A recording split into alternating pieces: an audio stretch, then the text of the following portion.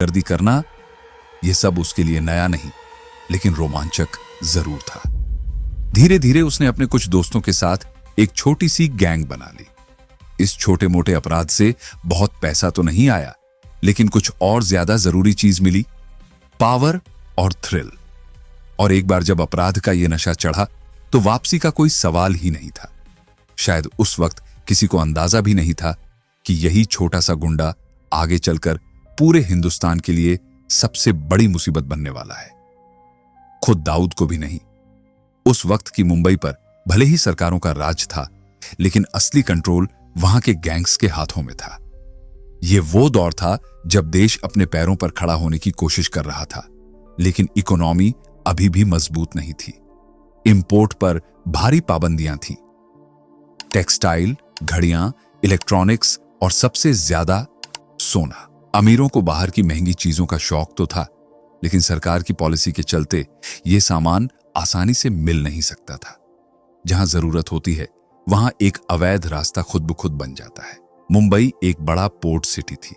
हर दिन यहां सैकड़ों जहाज आते जाते थे और कुछ चालाक दिमागों ने इस मौके को पकड़ लिया। विदेशों से इल्लीगल सामान लाया जाने लगा। चोरी छिपे जहाजों से माल ऑफलोड होता और फिर उसे ब्लैक मार्केट में बेचा जाता। यह स्मगलिंग का खेल इतना बड़ा था कि इसमें न जाने कितनी छोटी बड़ी मछलियां आराम से तैर रही थीं। और जल्द ही इस ब्लैक मार्केट का सबसे बड़ा खिलाड़ी बनने के लिए एक नाम तैयार हो रहा था, दाऊद इब्राहिम। उस वक्त मुंबई में कई डॉन थे। हर किसी का अपना इलाका, अपनी हुकूमत और अपना तरीका था, लेकिन तीन नाम सबसे ऊपर थे, हाजी मस्तान, करीम लाला और वर्धराजन मुदलियार। ये तीनों स्मगलिंग से लेकर हफ्ता वसूली तक हर धंधे में गहरी पकड़ रखते थे। एक दूसरे से लड़ते, खून बहाते, लेकिन धीरे धीरे एक अनकहा समझौता बना लिया। मुंबई को बांट लिया गया।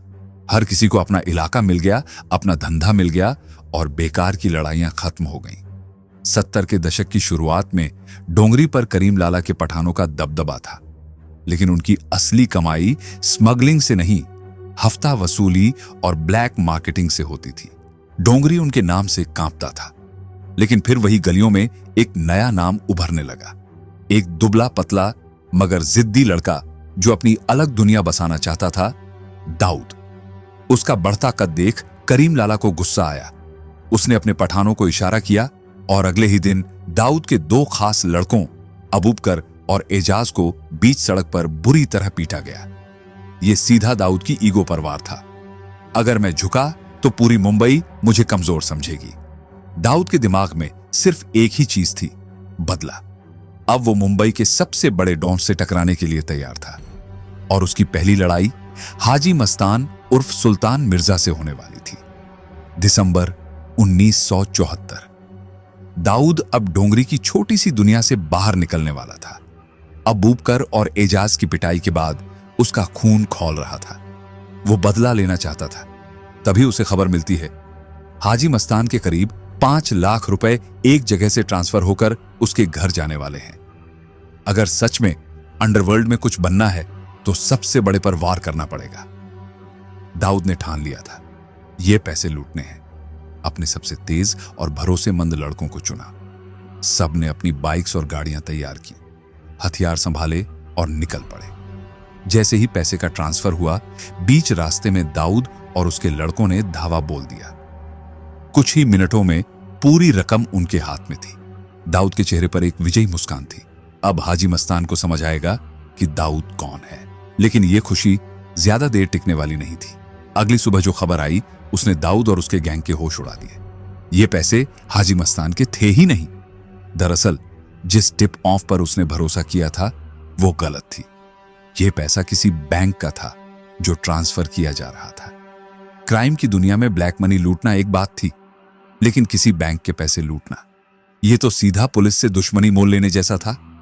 मामला पुलिस तक पहुंचा, क्राइम ब्रांच एक्टिव हो गई और इस केस को सुलझाने की जिम्मेदारी जिस टीम को मिली उसमें एक नाम था जिससे दाऊद सबसे ज्यादा डरता था, इब्राहिम कास्कर, उसका अपना पिता। जब इब्राहिम कास्कर को पता चला कि इस डकैती में उसका छोटा बेटा भी शामिल है, तो वो खुद दाऊद को ढूंढकर घर ले आए। दरवाजा बंद हुआ और फिर घर के अंदर बस बेल्ट की आवाजें गूंजती रही। इतनी मेहनत से नाम कमाया और तू हमें बर्बाद करेगा। बेल्ट उठती गिरती फिर उठती। दाऊद अधमरा पड़ा था, लेकिन उसकी आंखों में दर्द से ज्यादा गुस्सा था। वो जान चुका था कि अगर उसे इस दुनिया में टिकना है तो अपने ही तरीकों से खेलना पड़ेगा। ईमानदारी, जो खून से भी बढ़कर थी। इब्राहिम कास्कर के लिए उनकी सच्चाई ही सबसे बड़ी दौलत थी, और यही सच्चाई जिसने दाऊद को बेल्टों से पीट पीट कर अधमरा कर दिया था, अब उसे लेकर जा रही थी थाने के अंदर। इंस्पेक्टर साहब, मेरा बेटा गलत रास्ते पर चल पड़ा है, सजा दीजिए इसे। पिता ने अपने ही बेटे को पुलिस के हवाले कर दिया, लेकिन किस्मत के खेल अजीब होते हैं। दाऊद के लिए यही ईमानदारी जो उसे जेल तक पहुंचा सकती थी, अब उसकी ढाल बनने वाली थी। कुछ लोग कहते हैं कि पुलिस के सामने दाऊद ने कबूल किया, यह सब उसने पठान गैंग से बदला लेने के लिए किया था। केस तो दर्ज हुआ, पर फिर सामने आया एक ऑफर, पठानों को साफ करने में मदद करेगा, और दाऊद के चेहरे पर एक हल्की मुस्कान आ गई। यही तो करना चाहता हूं। यहीं से मुंबई के गैंग वॉर का एक नया सिलसिला शुरू हुआ। 1980 के दशक की शुरुआत में हाजी मस्तान रिटायर हो चुके थे। शहर पर हुकूमत करने के लिए अब जिसमें जितना दम था वो खेल में उतरा पड़ा था। अलग अलग इलाकों में अलग अलग गैंग्स, कोई भी सेफ नहीं था। गैंग्स एक दूसरे को मारकर सफाई कर रहे थे। इसी गैंग वॉर में एक ऐसा दिन भी आया जब दाऊद ने अपने ही बड़े भाई की लाश देखी। वही भाई जिसने उसे इस दुनिया में उतारा था, और शक गया करीम लाला के पठानों पर। अब बदला तो लेना ही था हर हाल में, लेकिन दाऊद सिर्फ बदले की आग में नहीं चल रहा था। उसका खेल अब दो अलग अलग दिशाओं में बढ़ रहा था। पहला, बाकी बचे गैंग्स को खत्म करना। दूसरा, स्मगलिंग के रास्तों को पूरी तरह अपने काबू में लेना। धीरे धीरे उसका कारोबार सिर्फ सोने चांदी तक सीमित नहीं रहा। अब इसमें हफ्ता वसूली, ड्रग्स, एक्सटॉर्शन, सब कुछ शामिल था। मुंबई की सड़कों पर खून बहना अब आम हो गया था। हर दूसरे दिन किसी न किसी गैंग मेंबर की लाश गिरती, और फिर एक नाम निकलकर सामने आया। एक ऐसा नाम जो दाऊद कभी नहीं भूलने वाला था। छोटा राजन। छोटा राजन, वो नाम जो दोस्त बनकर साथ आया और एक दिन सीधा दाऊद का गिरेबान पकड़ने वाला था। कभी मुंबई के बाहरी इलाकों में गुमनाम सी जिंदगी जीने वाला ये लड़का जल्द से जल्द बड़ा आदमी बनने के लिए बेचैन था। पैसा चाहिए, नाम चाहिए, और अगर इसके लिए गलियां ही सही रास्ता है तो वही सही। यही सोच उसे अंडरवर्ल्ड की तरफ खींच लाई। छोटे मोटे कामों से शुरुआत हुई। फिल्मों की टिकटें ब्लैक करना, झगड़े फसाद, मारपीट। लेकिन असली मोड़ तब आया जब उसकी मुलाकात बड़े राजन से हुई। बड़े राजन, वो आदमी जिसका हर बड़ा डॉन से सीधा कनेक्शन था। छोटा राजन और बड़ा राजन एक दूसरे के सबसे करीब हो गए। दोनों ने मिलकर काम करना शुरू किया, लेकिन मुंबई का अंडरवर्ल्ड दोस्ती से ज्यादा दुश्मनी की जमीन थी। खेल में रहना है तो किसी का गला दबाओ, वरना कोई तुम्हारा गला दबा देगा। और यही हुआ। अब्दुल कुंजू, एक ऐसा नाम जिसने बड़े राजन की हत्या कर दी। छोटा राजन के लिए यह सिर्फ एक मर्डर नहीं था, यह उसकी इज्जत का सवाल था। मेरा उस्ताद गया तो मैं कैसे बचूं? अब सिर्फ एक ही मकसद था, अब्दुल कुंजू को मिटाना। छोटा राजन अब तक कोई बड़ा नाम नहीं था, लेकिन जिस अंदाज में उसने अब्दुल कुंजू को मारा, वो सीधा अंडरवर्ल्ड के सेंटर में आ गया।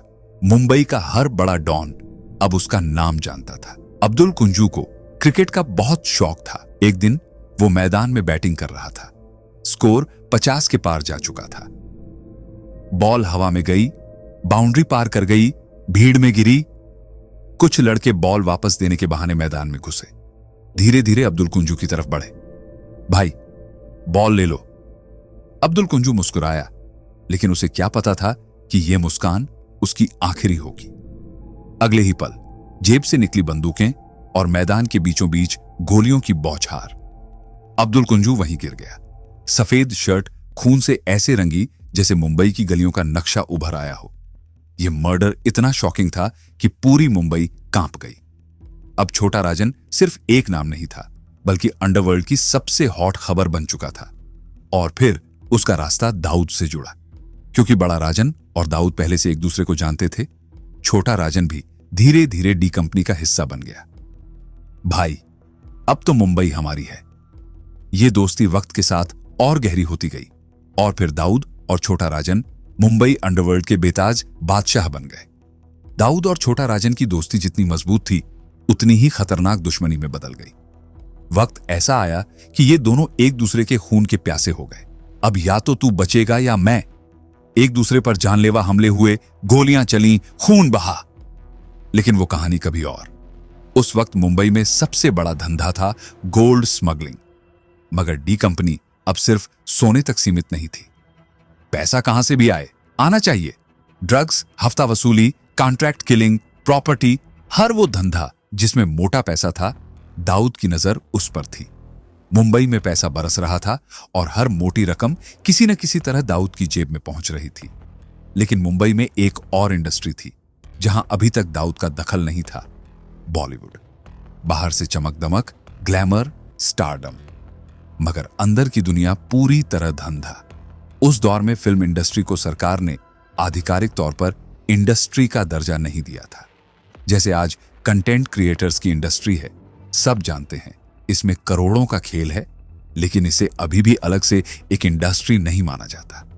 वैसा ही हाल तब फिल्मों का था। सबसे बड़ा मसला था पैसों का इंतजाम। फिल्म बनाने के लिए बैंक या किसी फाइनेंशियल इंस्टीट्यूशन से लोन नहीं मिलता था, तो पैसे आते थे बड़े बिजनेसमैन से, भ्रष्ट नेताओं से और डॉन से। दाऊद के लिए यह एक बड़ा मौका था। पैसा लगेगा, हम देंगे। मगर खेल सिर्फ फिल्म फाइनेंसिंग तक सीमित नहीं था।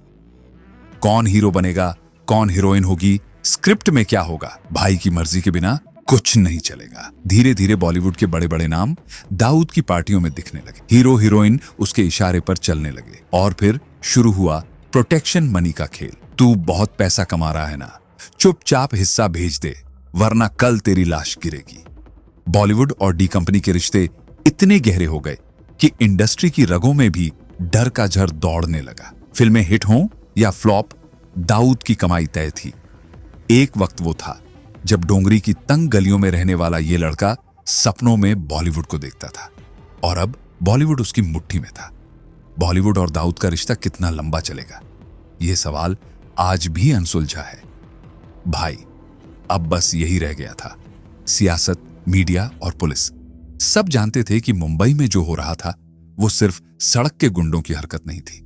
ये कोई लोकल गैंग नहीं, ये पूरा सिंडिकेट। Booking.com ऐप पर अपने लिए बेहतरीन होटल खोजें। सैकड़ों फिल्टर में से चुनें और